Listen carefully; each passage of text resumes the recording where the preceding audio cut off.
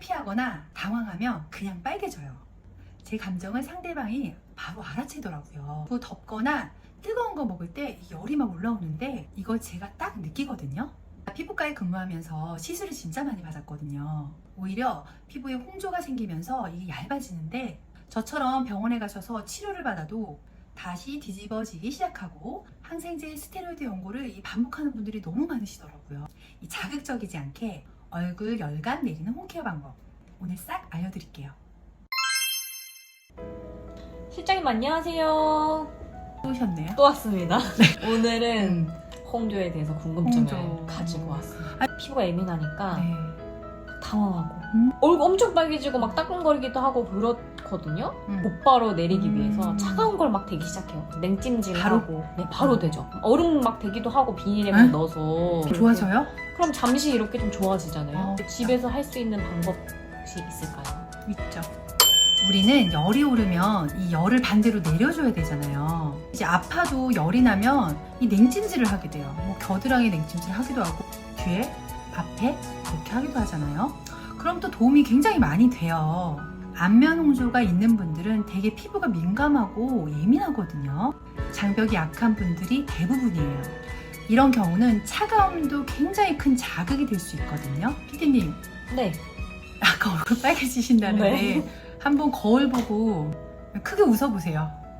이렇게 열이 올라가죠? 네, 이게 약간 빨개지는 거가 제가 그쵸, 느껴져요. 그쵸. 네. 이게 열이 이 피부를 지키기 위해서 이 혈액이 위로 올라가거든요. 혈액들이 혈관으로 급속히 몰려들어요. 이 혈관이 확장돼 있어서 자극이다 이러면서 그렇게 따뜻한 혈액들이 몰리기 시작하면서 피지 분비가 시작이 되고 피부에 수분이 고갈되기도 해요.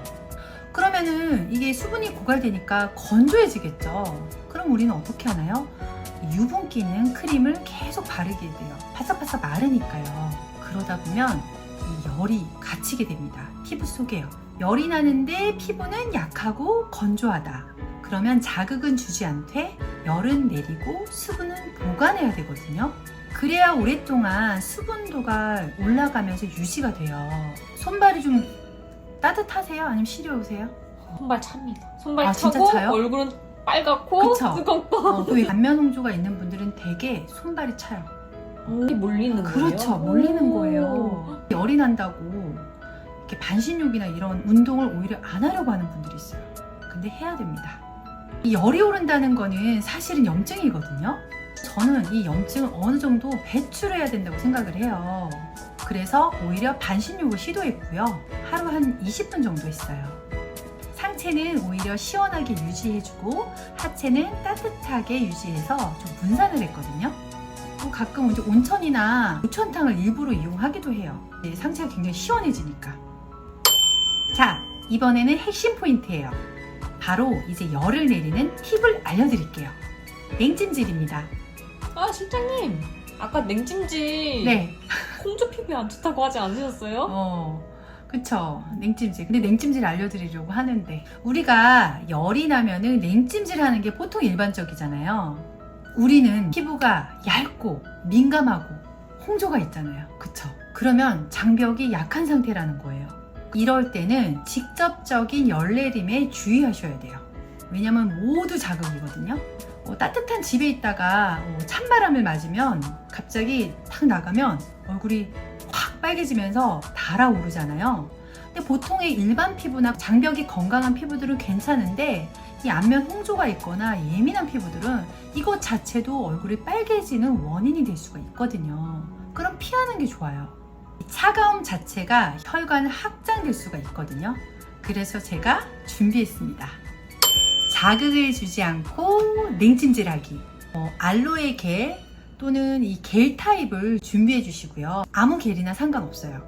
바로 이 물티슈를 준비해 주세요. 이 물티슈는 물 한번 적셔서 물에 꼭 짜셔서 냉장고에 넣어 두시고요. 겔을 이렇게 목에 발라주십니다. 얼굴에 바르지 말고 이 목에 바르라는 얘기예요. 경동맥을 타고 얼굴에 혈액이 올라가는 거거든요. 이 줄기를 시원하게 해주면 그래서 목 부분부터 올라오는 혈액을 시원하게 해준다. 이 개념을 기억하시면 되세요. 얼굴에 바로 냉찜질을 하면 홍조의 원인이 되니까요. 시원해. 시원해. 이렇게 시원해요? 오, 너무 시원해. 오, 이렇게 딱 5분만 하시면 돼요. 팀장님 그러면 네. 그거 말고 얼굴에 직접적으로 바로 열내 그러거나 건조할 때 건조증까지는 좋아질 수 없으니까 직접적으로 어떻게? 어떻게? 네, 그럴 때는 수분팩을 바로 해주시면 돼요. 하지만 이 수분팩도 비밀이 있습니다. 너무 차갑게 하시면 안 돼요. 저 항상 냉장고에 넣어놓고 바로 냉장고에 넣어놓으시죠. 팩 그 같은- 크림도 네. 냉장고에 넣어놓으시는 분들도 있고 팩도 냉장고에 차갑게 차갑게요. 그러면 일반 피부는 상관이 없어요. 근데 우리는 안면 홍조가 있고 열이 나잖아요. 바로 차가운 것은 얼굴에 대면 안 된다. 자극이 될 수 있다. 수분팩을 실온에 놔둬요. 미지근한 상태에서 그냥 수분팩을 해주는 거예요. 수분팩을 해주셨으면 이 유수분 밸런스를 해주셔야 돼요. 유수분 밸런스라고 하면은 이 수분의 어떤 유분 크림이라던가 이런 것들 오일을 쓰시거나 이렇게 하시는데 이런 오일만으로 보습하면 안 되시고요. 무조건 수분을 집어 넣어야 돼요. 이 수분을 먼저 채워준 다음에 유분기가 있는 크림을 발라주시면 되거든요. 수분을 채워주고 유분으로 밀폐를 해주는, 제가 위 영상에 넣어둘게요. 마지막으로 멘탈 관리입니다. 평상시 너무 열받지 않는 게 중요하겠죠. 열받을 일이 있을 때는 잠시 멈춰주세요. 딱 5초만 호흡하고 멈춰주세요. 그럼 진짜 괜찮아지거든요. 반응하는 순간 열이 오르니까 멈추고 알아차리면 바로 좋아져요. 이렇게 마음과 피부는 일심동체예요. 심리적인 영향도 굉장히 안면 홍조에 크거든요. 당장 좋아지는 것을 찾기보다는 생활 습관을 점검하고 바꾸는 게 가장 중요합니다. 안녕.